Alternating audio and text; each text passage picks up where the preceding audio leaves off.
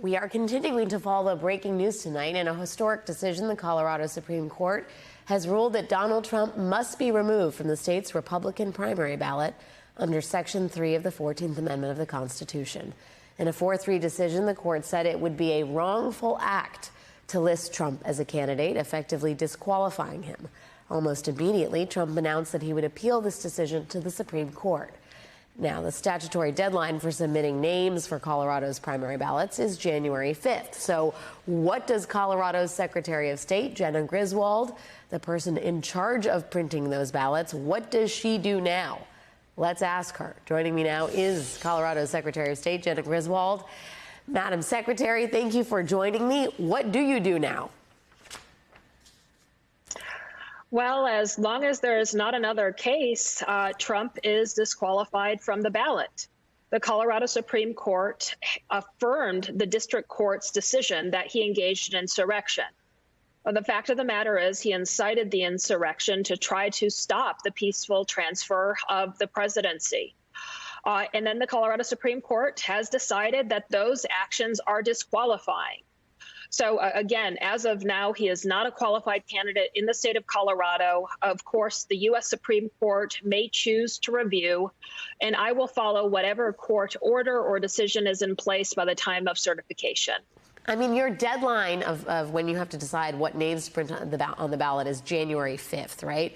There is a stay on this until January 4th. Can you walk me through the sort of scenarios here if the Supreme Court does not decide whether it's going to review this or not by January 5th? Or, sorry, I should use the latter.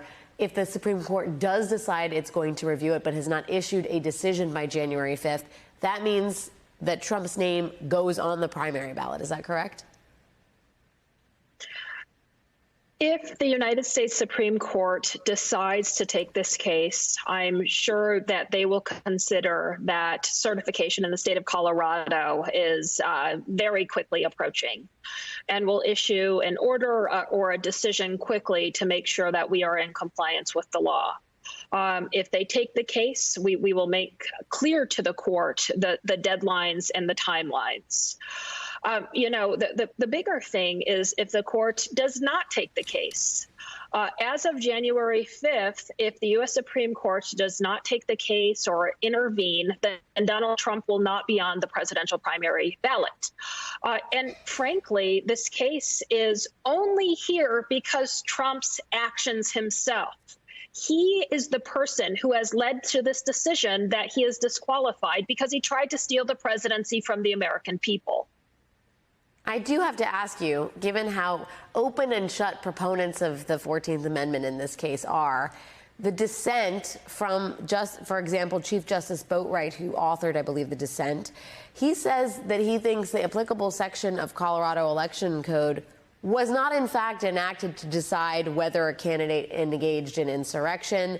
He does not agree with the disqualification as a proper line of action. I mean, do you think there's any merit to this? Does it give you any pause as the Secretary of State?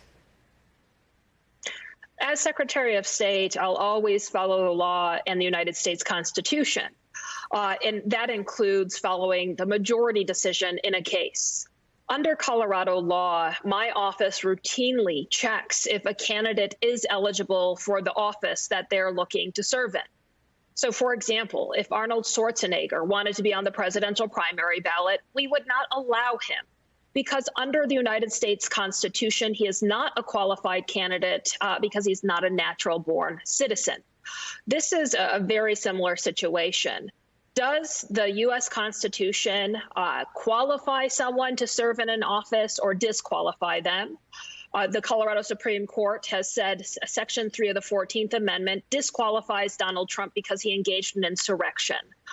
So following that, I do believe that Colorado law allows following the United States Constitution when we're deciding our ballot content. Right. Well, given your feelings about sort of the merits of the state Supreme Court's ruling tonight, I wonder if you could comment on what you will do if the Supreme Court decides to overturn it.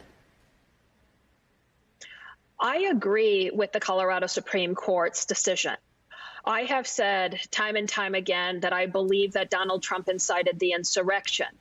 And also, there shouldn't be some loophole in the U.S. Constitution allowing the president, but no one else, to engage in insurrection and then serve in office again. But with that said, I will follow the law in the United States Constitution because, unlike Donald Trump, I believe that's what elected officials should be doing. And if a court decides that he is on the ballot, I, of course, will follow that. I swore to uphold the Constitution. That is exactly what I will do. And I think Donald Trump, when he swore to uphold the Constitution, should ask himself whether he has been successful on his oath of office. And you sound optimistic that you're going to get a ruling from the Supreme Court on this before Colorado actually has to decide whether Trump's name is on the ballot. Is that correct? I am optimistic that we'll have great elections in Colorado no matter what. We are considered the nation's gold standard of elections for voter access and security. And courts tend to understand that there is a quickness in decision making that has to happen when it comes to elections.